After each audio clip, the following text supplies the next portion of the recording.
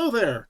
I'm Squire Callahan Richborn, almost a Battlemaster, always a wizard. Tonight I'm joined by Ichthea, a Paragon Warrior from Dragonspine. Ichthea, welcome to the show. Howdy, good to be here. Fantastic. I'm so excited to have you on. As everybody should know by now, this is the 12 days of Paragons from different kingdoms. We're coming in second to last year, number 11. So it's been a blast so far. I gotta know, where is Dragonspine located in the world? So Dragonspine takes up all of New Mexico and I believe all of Arizona. I'm not sure there's any parks in the areas that aren't Dragonspine.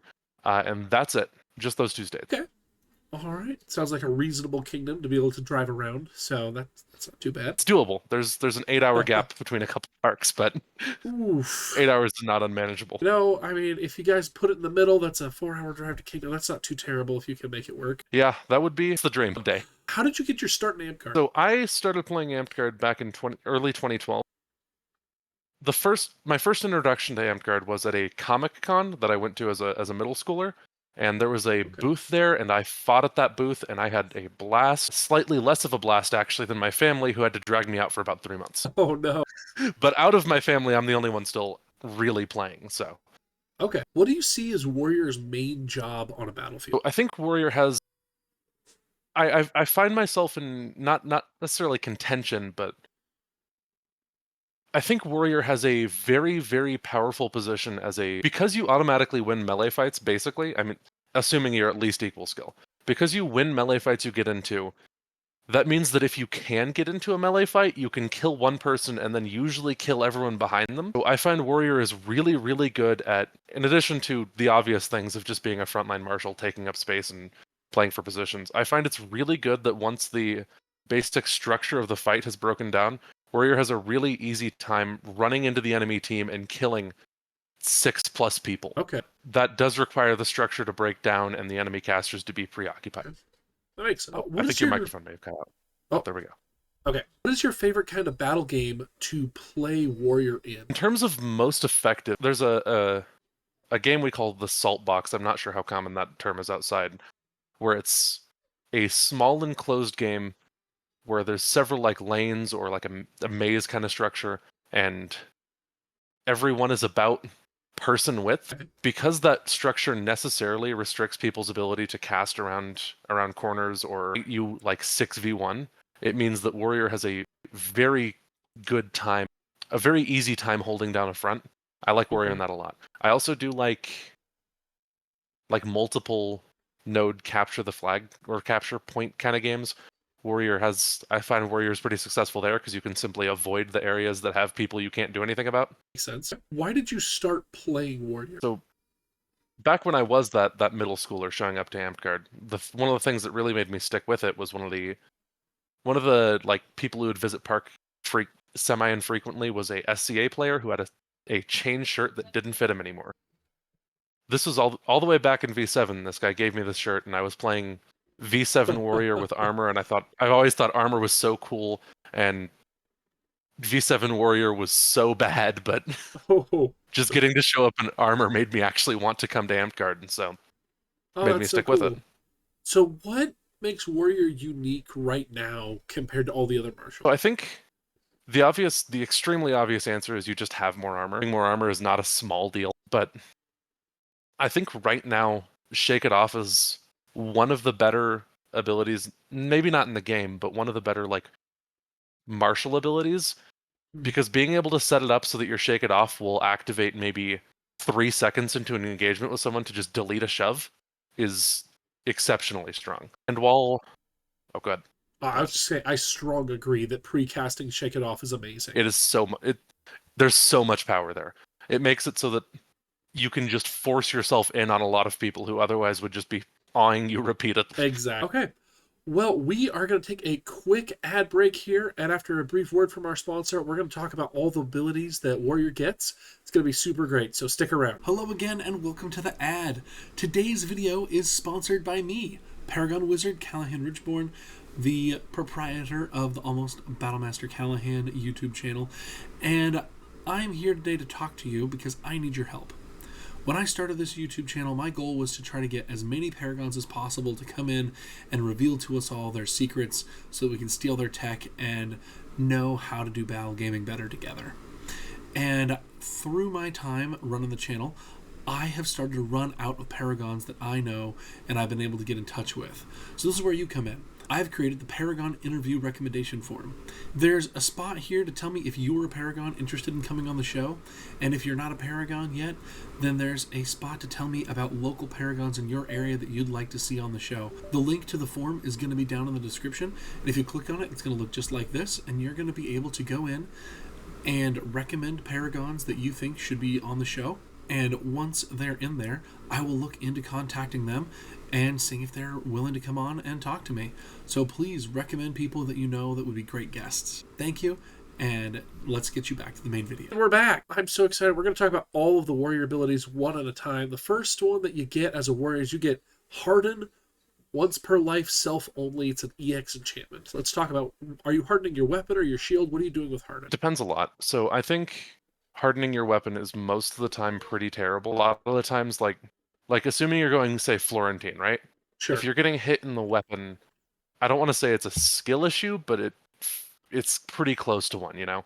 Just move your weapon 2 inches to the left, and then it'll bounce basically harmlessly off your armor. So it's not, it will happen that you'll get hit in the weapon when you're going flow or something, but hardening pulls is very good because it's so much harder to get those out of the way of an archer who really wants to hit them. And hardening your shield is, against certain people in certain setups, just oppressively strong.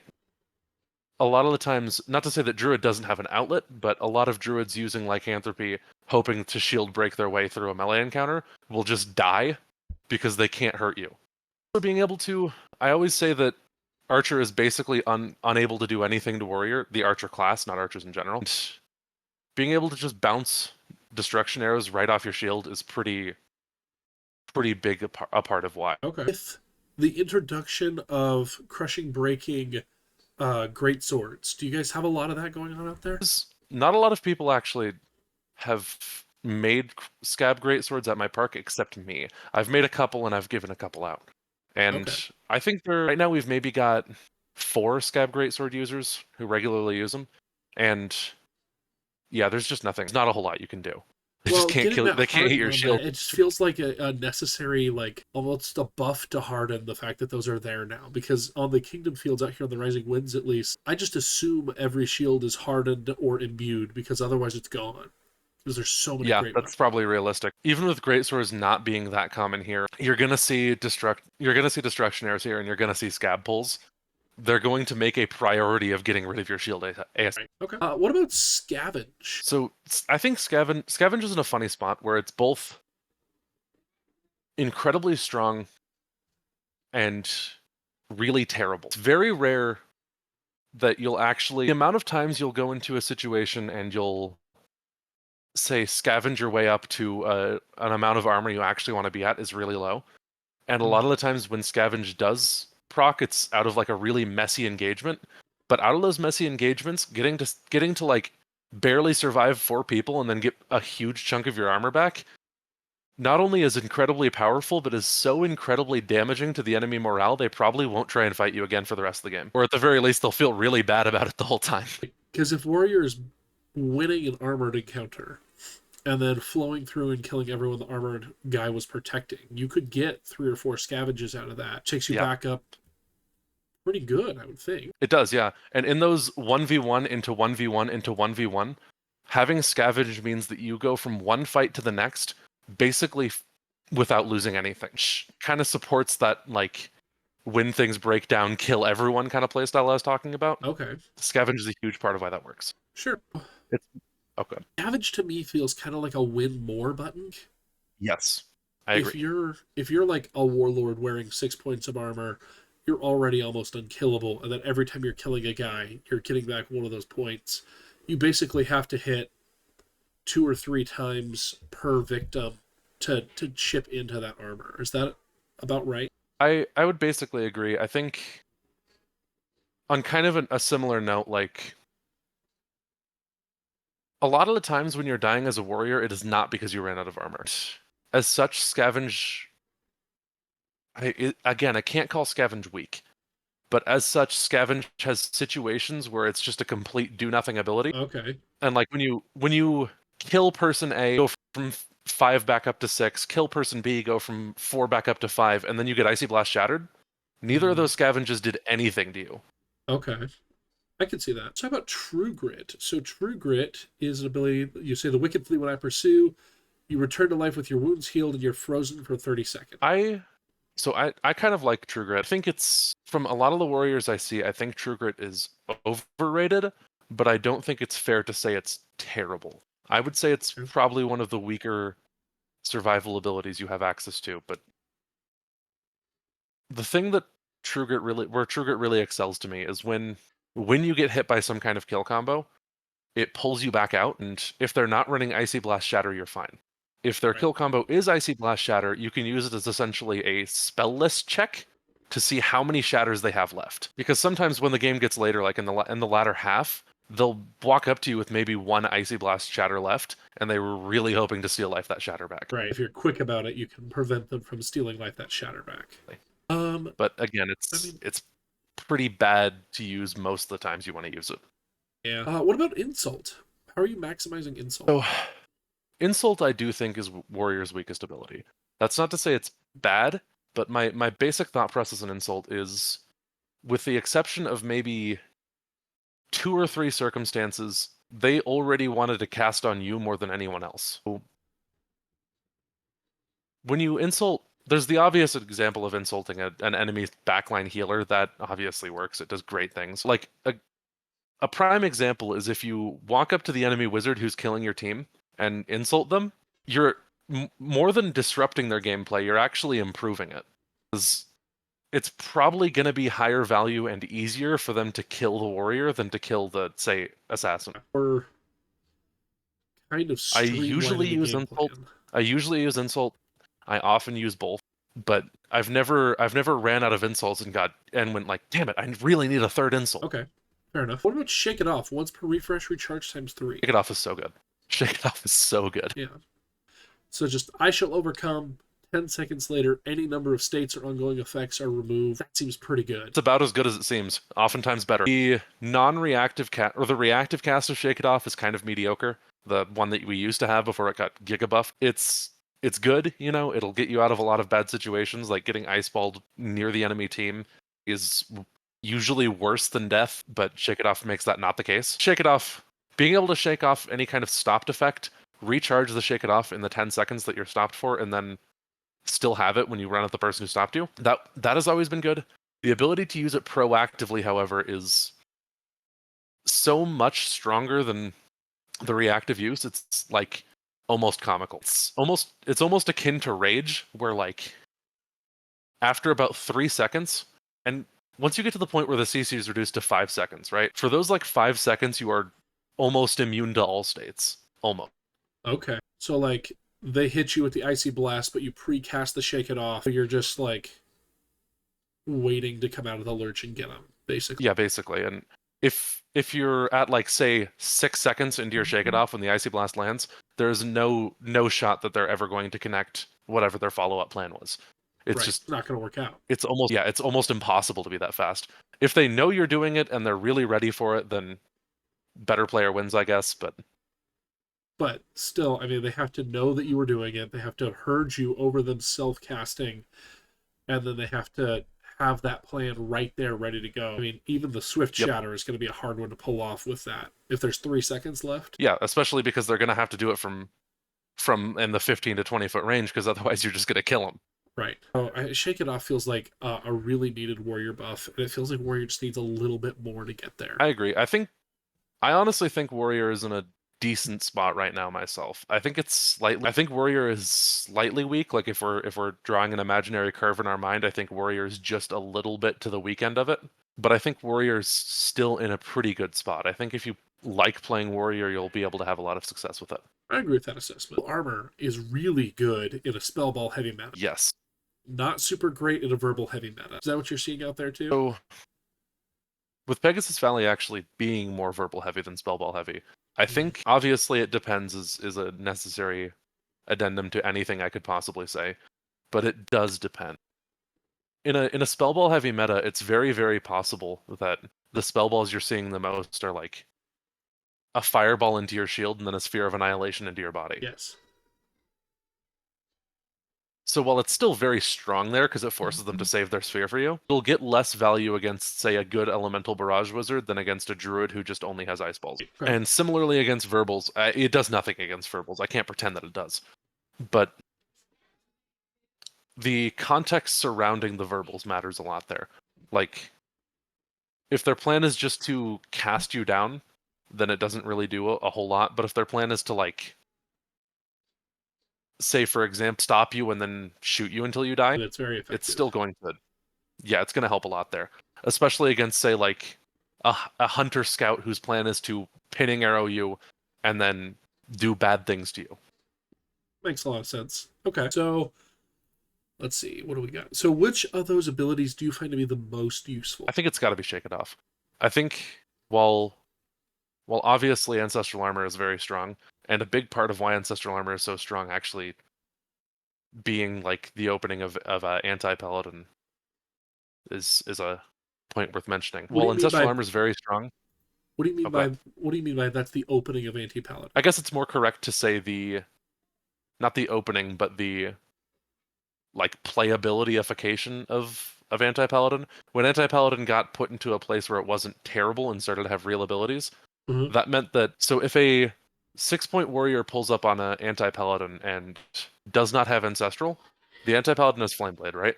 Right. It is about even realistically, Yes. because it's about the same number of hits for each person to kill each other. Except the Anti-Paladin has poison, so it's actually Anti-Paladin favor. But with Ancestral, that's no longer the case. The Anti-Paladin just Okay. really can't kill you. Right, because instead of the armor breaking, hitting for through 4 hits to kill, and you have 4 hits to break, and they have 4 hits to break. Say it's a 6-4, then it Yeah. becomes So favorable again.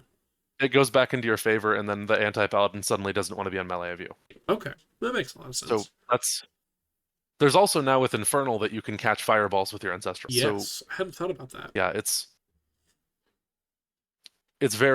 is a very effective ability, and so it's just not quite as strong as Shake It Off, because Shake It Off is your tool for navigating your main weakness. Right, Because that makes a lot of sense.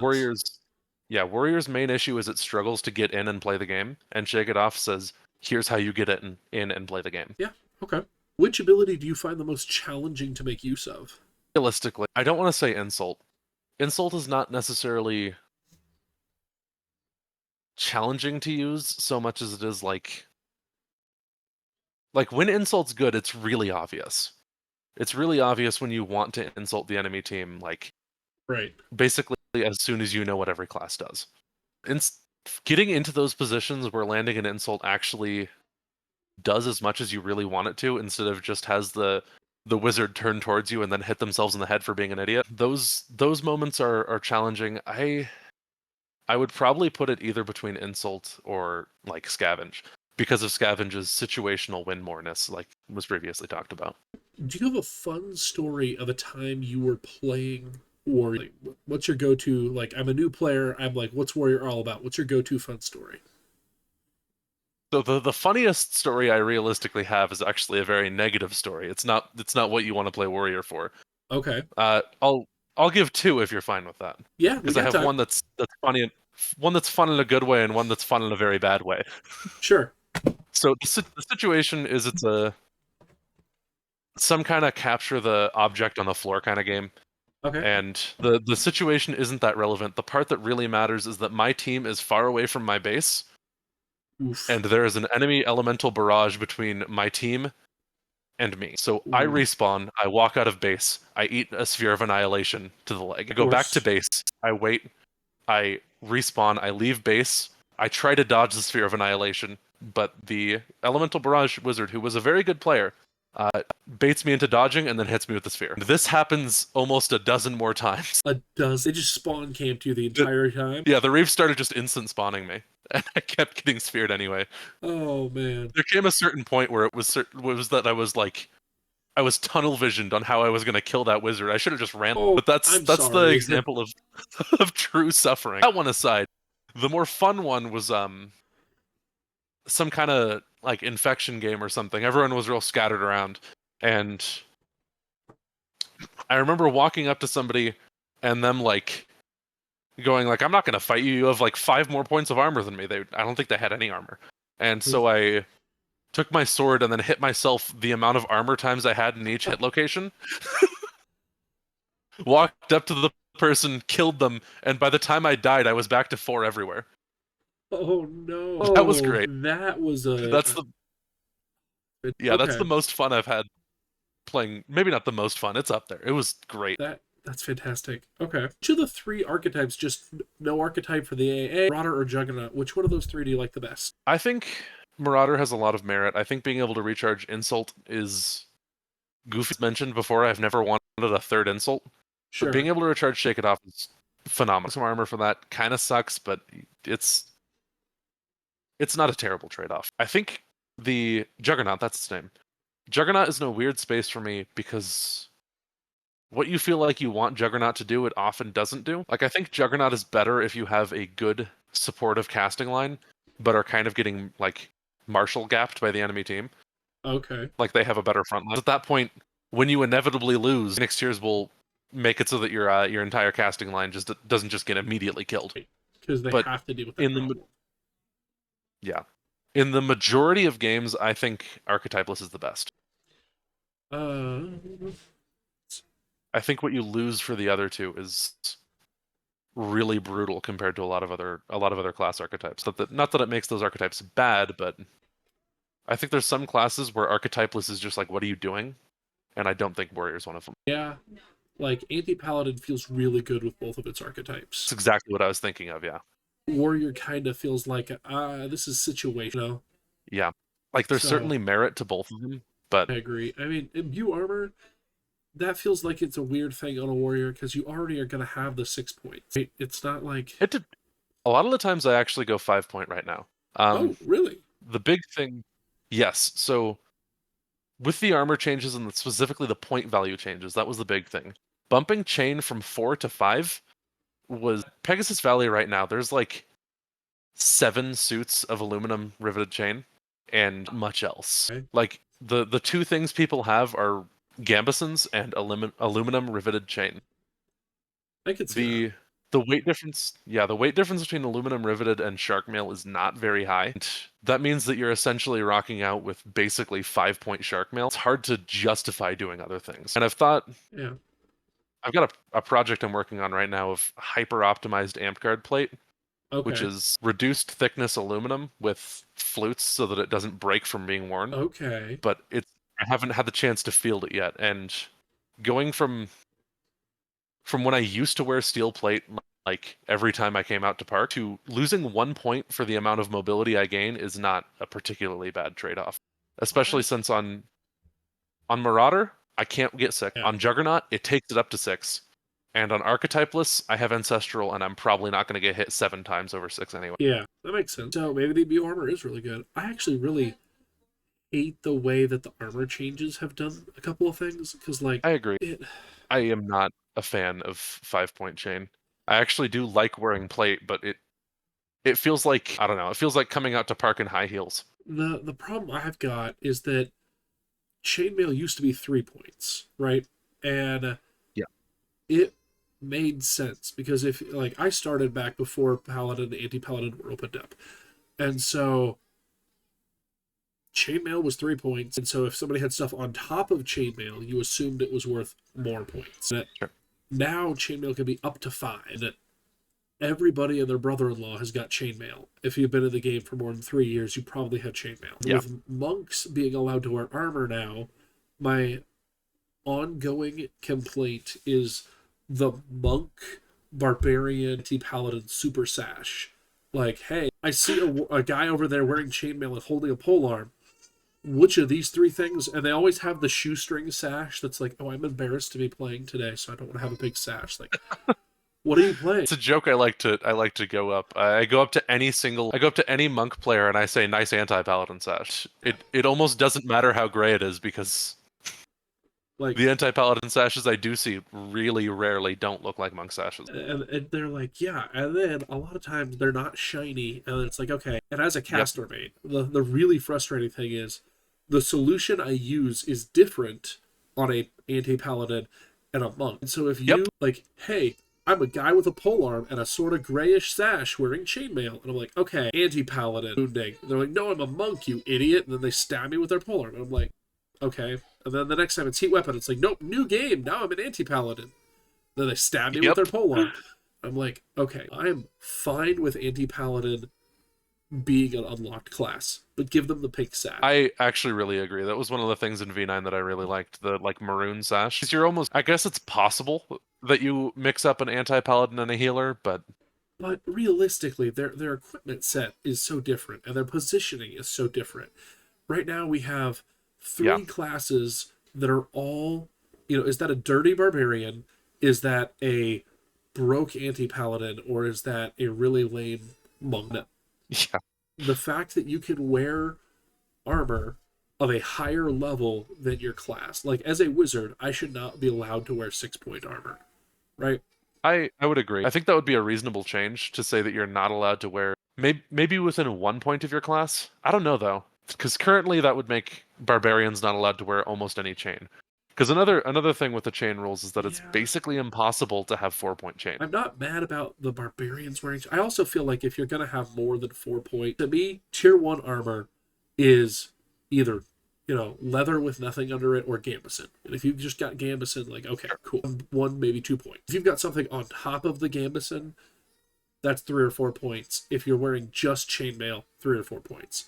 If you're wearing chain with anything on top of that, that's more points. For me, the layers matter a lot more than I don't care what kind of metal it's made out of. I've never been like, is that steel or is that aluminum? The old rules didn't make any sense. I agree. I think I do care a little bit about the metals that we allow in the game, but not the point of my contention, because I've got a complicated opinion about this because I was in the V9 armor talks, and I've been in a bunch of other armor talk. My point of contention that I always have is people talk about non-steel armor as a point of accessibility, right? Sure. Which, physically speaking, is true. Wearing steel armor is physically brutal, and I actually am glad that it's not the norm. Financially speaking, you can spend $120 on full coverage steel. Okay. Maybe a little more than that right now. It's probably in the 140 range, but okay, it's not much. You can get a pair of terrible steel greaves and fix them up a little bit, and they'll cost $20, and you can get a steel hauberk and it'll cost $100. Right. So the majority of people who are new and getting their own armor are gonna get steel, and it's gonna be brutal, and it's gonna suck really bad. And I mean, the thing about armor in Amtgard is you can min-max it so hard. Yeah. If I play melee, most of the time I'm playing barbarian. And I did the math to figure out the minimum amount of metal I needed to put on my body with a 2-point gambeson to get 4 points everywhere. And it's not much. It's not that much. Like, if I have metal shoulders and I have metal shin guards, I can wear a 2-point gambeson everywhere else, and it's all good. When I'm playing AP and warrior and basically anything, I just wear a pair of steel greaves and have gambeson leg. The averaging is so favorable that it's almost always at least 4. Well, and it's if you have steel greaves and gambeson legs, it is impossible to be less than, because the way that the modifier works with the coverage times the thing, and then it rounds up. To if you've got 50% greave, hey, now I've got half of that's 3, and whatever the rest of it is gets me up to rounding up to 4. Yeah, big enough greaves, like if you have 50% greaves, you can get 6-point legs with most of it being gambeson. Yeah. It's not even that difficult. It's honestly kind of cool, but I mean, the math works. But I think right now, physically speaking, Amtgard armor is probably the most accessible it's maybe ever been, except when you could have like a 7-point gambeson. But you could have a 7-point gambeson. I've heard stories about like early V7, like 6 and 7-point gambesons, and those people getting shot by 8-point damage arrows. So I think that's a bad thing, and I don't think it's something that's worth reminiscing on too much. Oh my! I have a guy that always is going on about 8-point arrows. I'm like, dude, arrows just hit for 2. We should just let the arrows hit for 2. Take armor breaking and make armor breaking hit for 2. Really make the math easy, and then we don't have to worry about it. Yeah, I get why they did. I don't dislike the current armor breaking system. I get why people don't like it. I get why it's the way it is. I'm pretty neutral on it at this point. Kind of 6 of one, half a dozen of the other to me. Weird thing for me is I have to know which order I got hit in, because if I'm wearing 4 points of armor and I get hit by a polearm and a short sword, I have to know which one hit me first because it has a radically different outcome. If the This short is sword a hit me and then completely the reasonable issue. polearm, I have no armor left. If it was the polearm and then the short sword, I have 2 points left. And if we moved to a 2 and 1 damage system, then I would have 1 point left, and then it would be. I feel like it'd be more reasonable, but It's not an unreasonable system. My thought is that the benefit of being able to break 3-point armor with 1 hit is pretty high. And however, like if you were to just have, say, 3-point arrow, the detriment of a 3-point arrow to the game design would be pretty bad, I feel. Being shot from 4 to 1 would feel horrible. Yes, I agree with that. But I would being just able make to them shoot 2. someone from 3 to 0, I like. What's that? I would just make them 2 points. So then that's a Yeah, soft armor buff for Scout and Barbarian, because they kind of both that's need the fair. buff. I don't hate the idea of shooting people from 3 to 0, but I get why it is what they wanted to do. But with the Yeah. prevalence of armor breaking, honestly, with the prevalence of armor breaking going from the way it works right now to just 2 could also be a nice balance change. Everyone Especially and with their the mom has Scav armor sword. breaking. Like, Yeah. everybody is armor breaking these days. It's ridiculous. You either have armor breaking or you get away from the front line. Pretty much. Like, can't think of anybody that can't get armor breaking right now. I don't think healer can, but that's it. I meant on the front line, but you're not wrong. Healers and wizards have a hard time picking up armor breaking. Just, yeah, give me bear strength. Wizard's Bear great. strength, bro. I mean, No, Wizard has a great time with armor breaking. They just throw Force Bolt. oh, I was thinking melee weapons, but I'm a little sick, so No, I'm not tracking perfectly tonight. But yeah, I get you. When you're playing warrior, what equipment are you bringing to the battlefield? So in terms of armor, I think armor is the most important part of your equipment set, really. As a warrior, like you can have some kind of crappy sticks and a bad shield, and you will do much better than the person with like tournament sticks and a $300 shield, but their armor sucks. Okay. Armor is the most important thing, and I was mentioning earlier, the best armor in the game right now for warrior and for pretty much everyone else is aluminum riveted chain. So for basically everyone, I think the best option is aluminum riveted chain, gambus and chassis, and then closed greaves with just enough coverage to get you up to at least 5. Okay. So in terms of armor, that's what I'd take pretty much every time. In terms of actual equipment, like the things you carry, which is a much more interesting question, it varies a lot by game, but I'm pretty much always doing one of 3 things. I'm pretty much always either taking a high medium board and a sword for situations where I need a board and I want to be fighting melee. I like about as large as I can fit in my car pole for situations in which there's tighter quarters and I'm not necessarily going to be at the front every single time. Okay. For situations where where it's similar and the quarters are tight, but I cannot maneuver that big of a pole, or alternately, for situations where I'm expecting to get like jumped 4v1, a great sword is fantastic. Certain. And Florentine is not bad either. Okay. Do you ever stray into the like weirder weapon sets? Like, do you ever use large shields or flails or javelins or anything like that? There's a lot of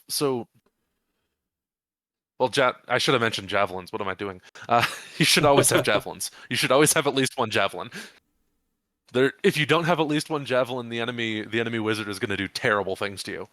How are you building javelins that throw accurately? So for a long time, my javelins frankly weren't that accurate, and I was just trying to brute force it by being really good at throwing them, and that was fine. My current tech is around like on the low end of what's legal for a javelin, around 40 inches or so. Then I have fins that protrude out from the core. Like there's a solid 2 inches where it's just foam, no core, so that if the wind catches it, the fins can flex. And other than that, it's fairly standard. The fins are the part of that that's really complicated. But torque wrapping the courtesy padding so that it's tight and doesn't like jiggle in your hand really bad and become a terrible melee weapon. Not jiggle, but you know. Yeah, I know what you mean. Making sure it's tight enough that you can actually realistically maneuver the pole instead of just squeeze foam. Yeah. And then having fins that are durable and have the ability to actually control how it flies. And that lets you be accurate out to maybe 30 or so feet without too much inconsistency. Okay. I personally have never been killed by a javelin. I've been cored by a ton of javelins. I've gotten some real nasty javelin kills. It's almost never on the enemy casters though, because someone usually blocks the javelin if that is flying towards the enemy caster. But there's been situations where I've like one of my favorite kills was I threw a javelin such that it like drifted mid path and then flew between two people and then Okay. hit the paladin with broken torso armor behind them. You threaded the needle. That was a 1 in a million. Yeah, that was a Oh. 1 in a million. I couldn't do it again. Oh, that's fantastic. Okay. But having at least one javelin's a good idea. Even if you're not that accurate, just threatening to throw it at the enemy wizard or the enemy dervish bard or the enemy overly aggressive healer means that you'll have a real threat that they will try to respect rather than them just killing you and walking away with it for free. I gotcha. What is your like starter weapon combo? If you are, let's say you're going into a generic battle game, you said you did pole, you did swordborn, you did Florentine, you did all the things, but what's your like first life preferred weapon set in your average game? What I'll typically do a lot of the times, it's typically going to be sword and board. But in what I'll usually do in a game, if I don't think that if I don't look at the map from the jump and go, I need a polearm, what I'll typically do is I'll walk up to spawn with a medium shield, a short sword, and then a great sword. And if the great sword ends up being good, I can just grab it. Right. Another thing to note, I think, also, is that swapping your weapon mid-game is a thing that marshals have over casters that not enough people actually utilize. I mean, the ability to answer a heat weapon with an additional weapon makes that spell significantly less good. On the note of equipment, you should also always have a sword in your belt. Yes. It honestly shocks me how often heat weapon is a kill spell because they just give up. It's like you carry a sword in your belt. Even if you don't get heated, someone could shoot a phase arrow into your weapon or just shoot your non-hardened weapon. Have a second sword. Yeah. I think we've kind of flirted around with the things that warriors really weak to. They're weak to verbals, but how are you dealing with that weakness and working around it? There was a period of time where, towards when I was like starting to get good at warrior, where I thought that this was almost a debilitating weakness. And while it is a significant and severe weakness, even back before they made Shake It Off incredibly good, the fact of the matter is, the way most caster dynamics go, at least here in Pegasus Valley, where every single wizard just looks at the enemy wizard and is like, I know what their list is exactly. Even in that kind of context, if the enemy wizard is a battle mage and their plan is to Icy Blast shatter you, then you having your wizard with you means that when the enemy wizard tries to kill the warrior, your wizard kill combos their wizard. Right. Which means they have to answer your wizard before you, which means you get to play. So I think a lot of warriors' verbal weakness is not necessarily solved by release. I mean, release is good. I'm not going to pretend for a second getting released out of a kill combo is a bad thing to happen to you. But it's not necessarily that having the correct ability on your team is what saves you, but having a person that forces the attention of the threat so you can ignore the threat while you go in. That makes sense. So the best way to defeat any single player is by having an extra player. Yeah. And the fact of the matter is this is a team game. Like, right. It's a common word or a common thing I see that people say teamwork is OP, but like, if you can't win a specific matchup against a specific person or a specific class, why are you trying to? Like, if I look at the enemy bard and I go, I'm never going to get to do anything. The odds of me hitting enough javelins in a row are basically nil. Right. Your thought process is, I guess I better try. I think you've started with from the wrong area. It's really good to know what you can't beat so that you know who to bring in to beat that thing. That makes sense. In the circumstance of like that bard, right? If I have my monk buddy run at the bard and then I run at the bard has to answer the monk some way, somehow. Right. So they don't have time to cast at me. Okay. And I think that's how you broadly get around your verbal weaknesses. Not even just by outnumbering the enemy, but by forcing the people who are going to be casting those oppressive verbals on you to do something else. Speaking of teamwork, is there any enchantment that Warrior is hoping to pick up from somebody else? It's obvious to say. It's really not like a mind-boggling concept that Paragon Warrior is good. There's a couple other really good ones. I think Enlightened Soul's also obviously good. I think Flame Blade, if you're going Sword and Board, is nice. New See weapon that? is always nice. I think so. Void Touched on Warrior, frankly, Void Touched on anyone is underrated. I think Void Touched is an enchantment on the tier of Promag, if not maybe a little better. Void Touched on Warrior makes you immune to basically everything you're afraid of, barring Awe. Okay. So not only does it do that, it also gives you Steel Life Essence to get back your Shake It Off every single time you kill someone. And it gives you armor breaking in case you're Sword and Board. Have you ever played So Void Warrior Touch is a with? fantastic one. Have you ever played Warrior with Persistent Contagion? I have not, but I was about to bring up that Persistent Contagion was also phenomenal because the odds of you getting wounded are pretty low. Right. I feel like that's something that I want to make happen. I'm a big believer that wizard enchantments in general are massively underrated, and it makes some sense because Elemental Barrage or Evoker, pardon, is such a broken archetype, and Battle Mage is such a broken archetype, and you can't take them with either. You can But take the wizard enchantments with Evoker, but you can't can with. you with Evoker?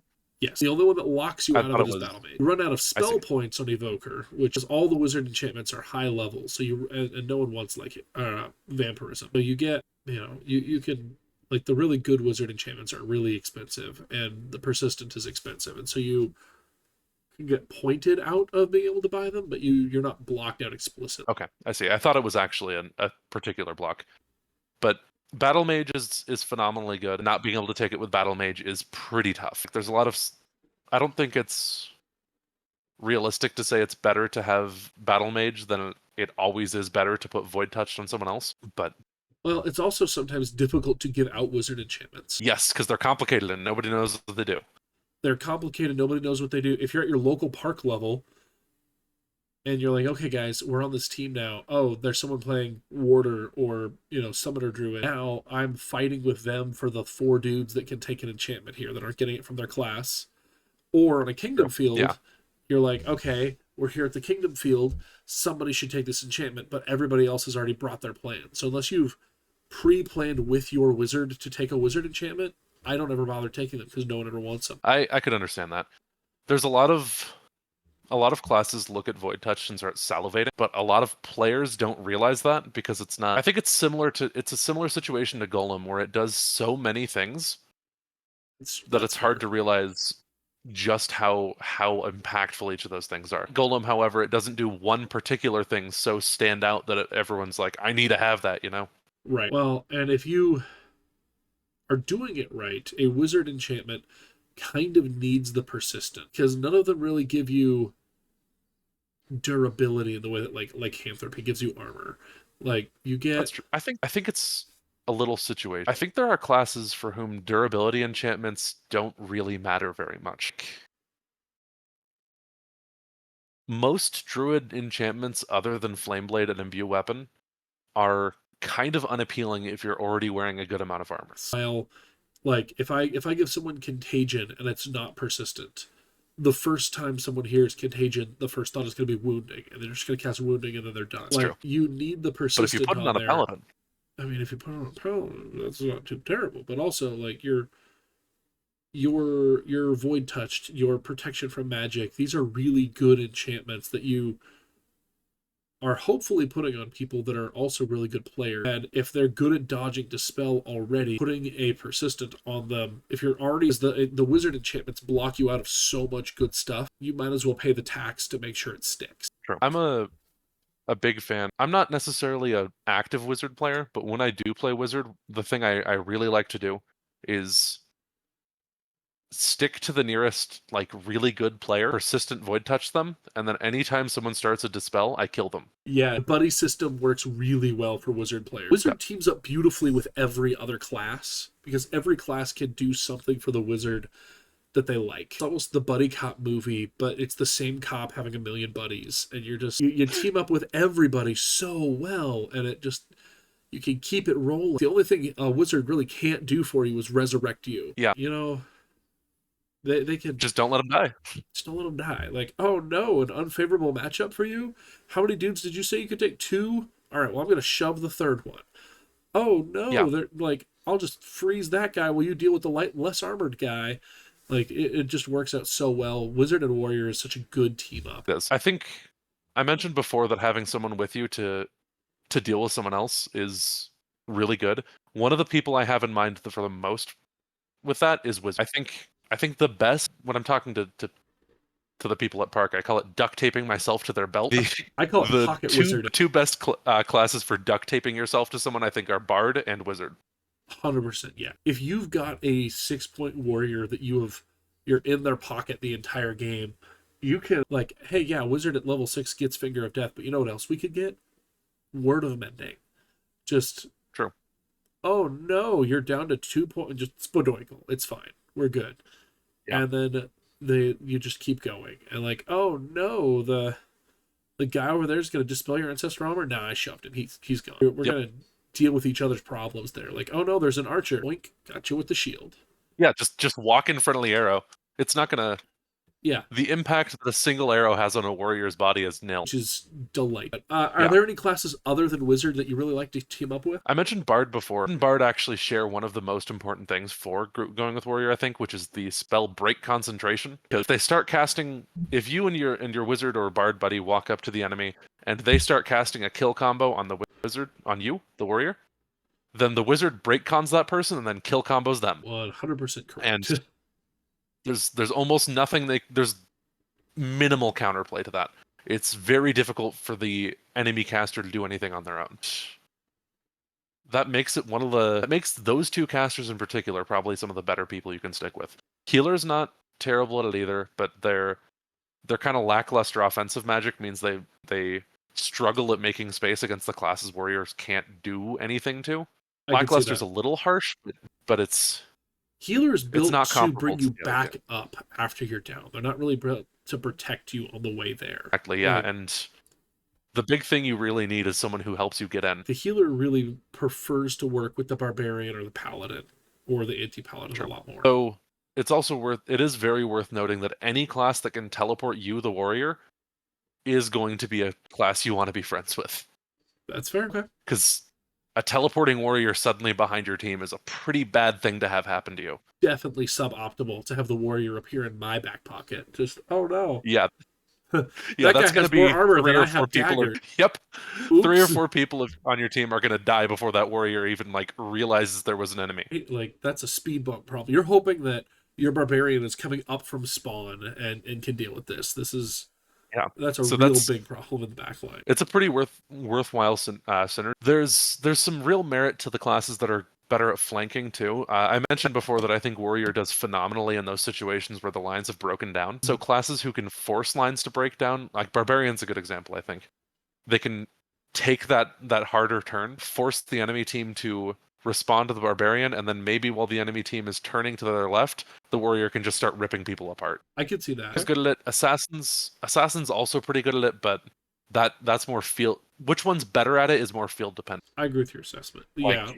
Like somebody to be the distraction so that the warrior can be the hammer is what you're looking for. Exactly.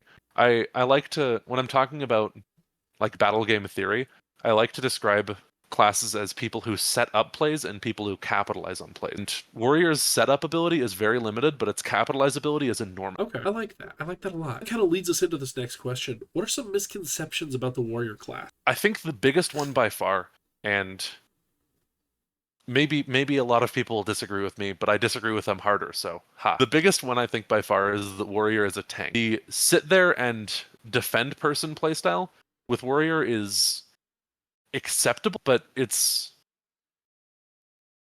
so many classes that are so much better at it, and some of them aren't even martials. Like, Warrior doesn't do very much if it's not in melee range. And the sit back and defend archetype, like, it's not that you can't defend points, but the way you're defending the point is not by blocking everything that's going to happen there. The way you're defending the point is by threatening to kill anyone that gets close. So compared to, say, Guardian Paladin, who genuinely does just block everything you do, here is not particularly tanky.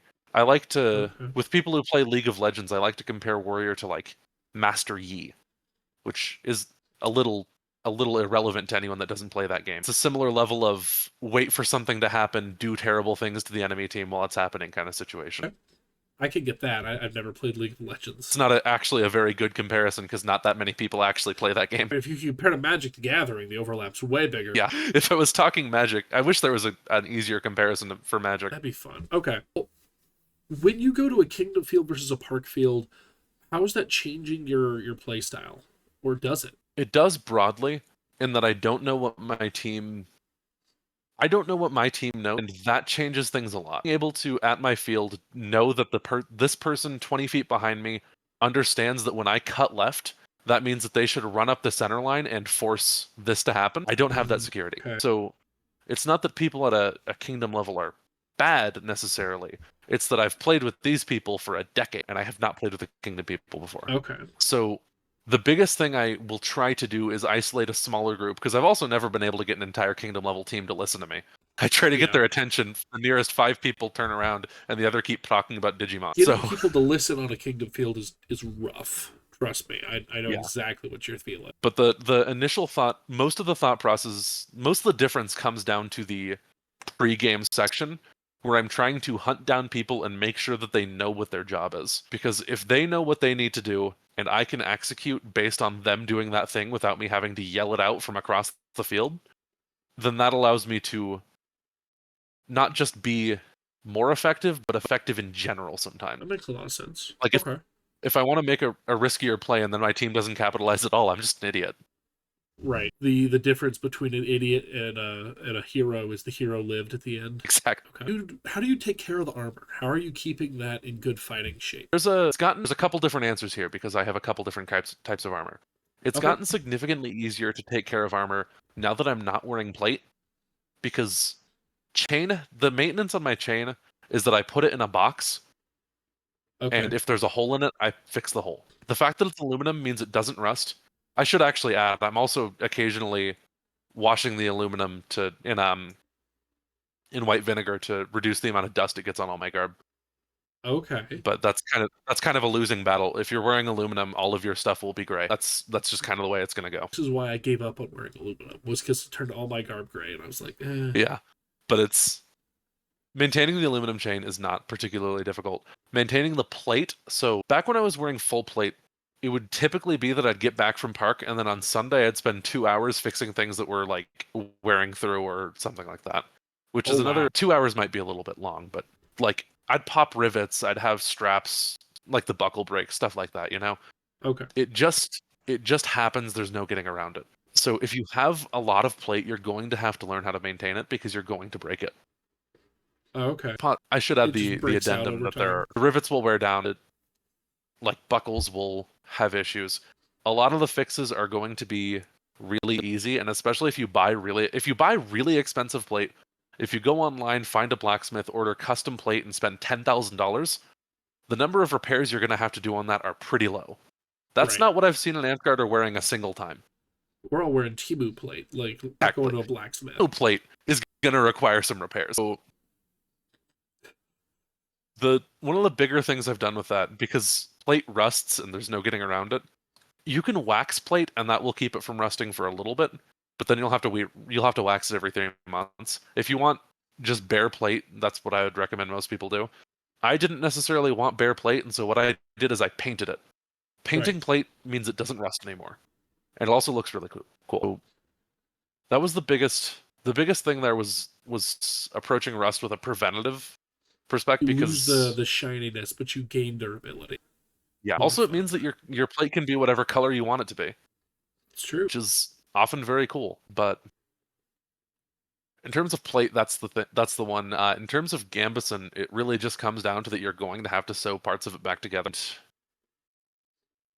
I've got a bunch of holes in my Gambison and a bunch of my old Gambison and a bunch of patches in said Gambison, and they will eventually die. They're not invincible, and wearing them Right. under armor will cause damage to them. And between those three armor types, that's really all I've had to do. Plate has been the worst part of all of it. Yeah, I think you really nailed that one. Okay. So I've got a question. Out there in Dragonspine, do you guys have a circle of Paragons? So there isn't an active, how do I state this? To my knowledge, an active circle of Paragons that does anything to recommend people for Paragon has not been a thing up until this most recent Kingdom Coronation. Oh wow. And Okay.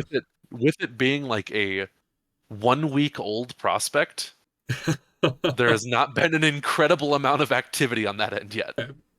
Well, with that in mind, what is something that a warrior could do if they want to become a paragon? How can they stand out from the I crowd? think so. There's a couple parts to my answer to this actually. The first one is I always say to people getting into warrior, the best thing you can do for warrior is get some good armor, and the second best thing you can do is get a gym membership. Okay. So the ability to simply play warrior in armor at intensity for an entire park day is something I need to see someone do before are they good at warrior comes into my mind for considering them for Paragon. Yeah, that makes Because sense. if you just can't if you gas out in the first 50% of game 1 and then you're not good at warrior for the rest of the day, it almost doesn't matter how good you were for that first 50%. Yeah. So I should also note this is much less of an issue now that your people aren't wearing plate. Plate is exhausting to wear. I just wear 2 point gambison for a lot of things, and that gasses me half the time. I'm getting old, and I'm not even that old yet. Yeah, it's tough. That's what the gym Like, membership's for. I've got too many miles on my gut for this to really be an effective gameplay for me, and I'm like, oh man. But Yeah, okay, the physical demands are high. But once you actually get to the point where you're physically able to play a heavy armor frontline class and fight all day like that, the thing I'm going to be paying attention to most is where you are. okay, It's not even as much how you use your abilities, where you are putting yourself on the field and when. And once you're putting yourself in the right place consistently, then it's going to come to how effective you are on capitalizing in those moments where you have an opening. okay, So if I see a person who is pushing up really far and then getting ice ball chained, they're probably not on my list. If I see a person who is staying back too far and then not getting to do anything, also probably not on my list. If I see a person who is playing effectively around the people who are wanting to set up plays, and then as soon as there's an opening, rushing in like a dog with rabies trying to attack a mouse, then they're getting okay. a lot closer to my list than anyone else. It is just learning to understand the flow of the field and where you need to be on it that defines warrior the most. The Good. actual gameplay loop is pretty I simple. like it. So, what is a fictional character that best represents how you play warrior? I mentioned Master Yi. I feel like that's a that's a Is how is decent that comparison. spelled? Y E It's E. just spelled Y-I. It's not gonna realistically be maybe as good of a real comparison as one could put it. Okay, I could kind of see this guy. He's doing multiple attacks. It's He's okay. it's because his biggest thing is that once the enemy team is out of resources, he runs in and kills all of them. Gotcha. Okay. It's that opportunist thing that compares Master Yi to Warrior. There's Makes a lot of sense. You're waiting for the opportunity to be ready before you're striking. finding other comparisons and things that are less niche is difficult because I don't play a lot of them. But if you're looking at fighting games, any grappler is a decent comparison to Warrior. As the whole play style of a grappler is struggle for space for most Right. of the game, and then get close to the enemy and do terrible, terrible things to them. That works. So like Zangief from Street Fighter is a Okay. comparison. What's the coolest thing you've ever done as a Can I warrior? say the javelin thing from earlier? Because that was pretty dope. If it's not that, it's the other story from earlier about getting back up to 4 points after walking to someone breaking all my own armor. That is also a flex right there. Like starting your life with zero armor and scavenging your way up. Like, yeah, I got you. Okay. It, If you it's got to could, be one of those two. if you were gonna give warrior a Christmas present, we're gonna ignore balance. We're just trying to create like rule of cool, a new ability for warrior that's got to be thematic. It's got to be cool. What would you give them? Maybe something along the lines of say like I feel like simply giving them the Marauder ability in general would be just putting that on base warrior would be the coolest thing you could do to warrior to buff them without actually caring about whether or not the game is good to play. All right, fair enough. So I've got 3 questions left for you. We're almost out of here. Hopefully this hasn't been too painful for you. What is your next Amtgard goal? What are you working on right now?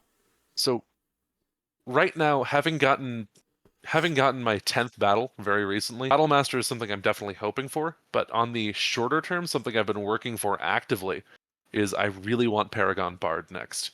Bard is the Okay. most fun caster to me, and if I'm not playing Warrior and I'm not playing Anti-Paladin, I'm playing Bard. Okay. I assume you're playing like sword and board 2 points of armor bar. Most of the time, but not always. Which is pretty solid. I think one of the things that delineates Bard from a lot of the other casters is Bard doesn't really have a lot of bad choices. There are spells in a lot of casters' lists that are just dog water. Yes. Like, the concept of taking and using this is almost laughable.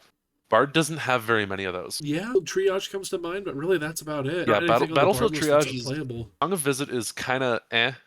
Battlefield Triage is kind of eh. That's as bad as it gets. Yeah.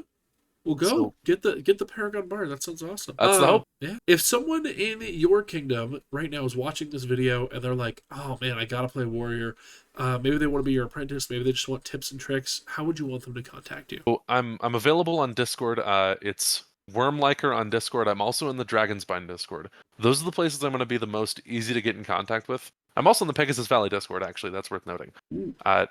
Those are the places I'm going to be the easiest to get in contact with because I just open Discord more. I also have Facebook, and you can get in contact with me on there through Messenger. It's Lucida Jaeger. It's spelled with like Lucinda but without an N. Talking to me on there is going to be the easiest way if you're not able to talk to me in person. If you are able to talk to me in person, then realistically just come talk to me. Tell me, hey, I want to talk to you about X, and then remind me later when I'm not busy. All right. But that's about it. Sounds good.